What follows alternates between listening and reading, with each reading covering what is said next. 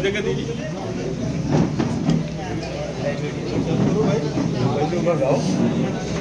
भैया भैया थोड़ा आराम से।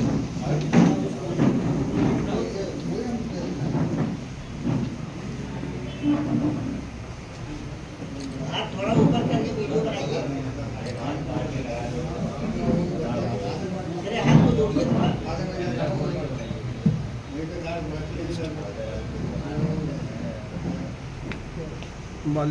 ठीक है।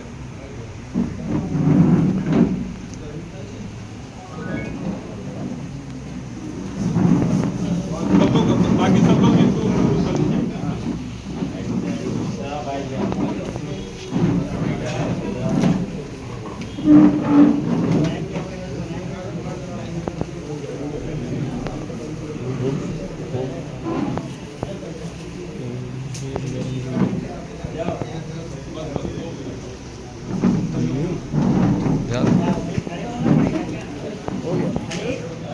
वादी युवा अधिकार मंच का गठन लगभग 12 वर्षों पहले छात्रों, नौजवानों, बेरोजगारों के बुनियादी सवालों को लेकर के आउटसोर्सिंग कर्मचारियों के शोषण के विरुद्ध संगठन का निर्माण किया गया था और हम सड़क पर हमेशा संघर्ष किए। सड़क पर युवा संसद महापंचायत कार्यक्रम के माध्यम से और गोरखपुर से दिल्ली तक युवा अधिकार एवं न्याय यात्रा के माध्यम से सरकार तक तमाम विभिन्न मांगों को हमेशा हम पहुंचाते रहे।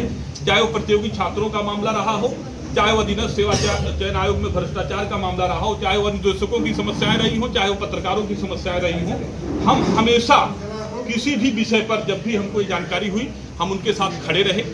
मुझे लगा कि राष्ट्रवादी युवा अधिकार मंच एक संगठन के माध्यम से जो वास्तविक सेवा हो पानी है उसमें कहीं न कहीं हम लोगों को ये संगठन आड़े हाथ इसलिए आ जाता है कि बगैर राजनीति में आए, बगैर राजनीति में एंट्री हुए कुछ भी संभव नहीं है। यह मैं अनुभव से सीख पाया हूँ।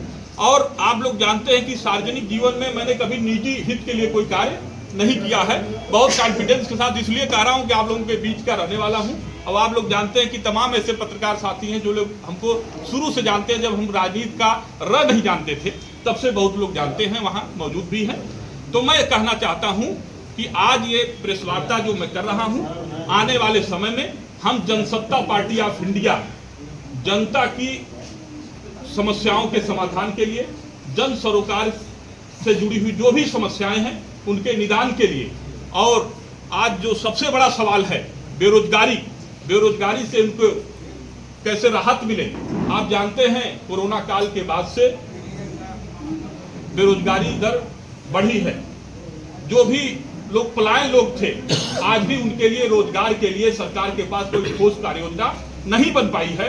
इन तमाम मुद्दों को लेकर के आज बेरोजगारी एक बड़ा भयावह समस्या बन चुकी है, जिसके कारण आप देखेंगे कि बड़े पैमाने पर युवा नशे की तरफ बढ़ रहा है, युवा अपराध की तरफ बढ़ रहा है। और राजनीतिक दलों ने हमेशा युवाओं का सिर्फ इस्तेमाल किया है, सिर्फ वोट बैंक और प्रजातंत्र के रूप में इस्तेमाल किया है।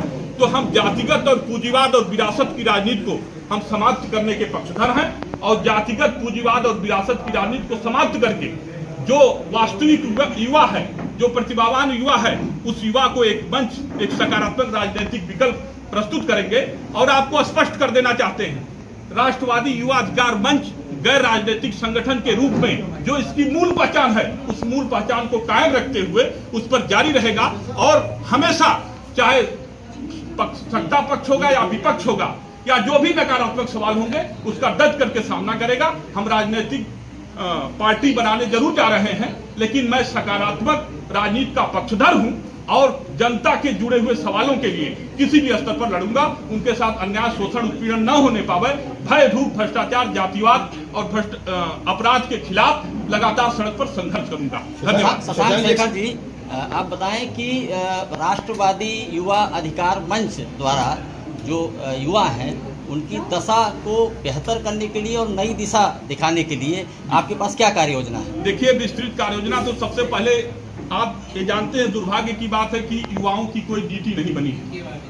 आज भी 70, 75 साल, 80 साल जो भी सत्ता में जितने साल भी लोग रहे, युवाओं के लिए न कोई आयोग बन पाया, न उनके लिए रोजगार की कोई कार्य योजना बन पाई। राष्ट्रीय रोजगार गारंटी जैसी कोई योजना ही बनाते थे, उनके पास कोई पैमाना डेटा नहीं है। सिर्फ अखबारों की सुर्खियां बनने का काम सरकारें करती रही हैं।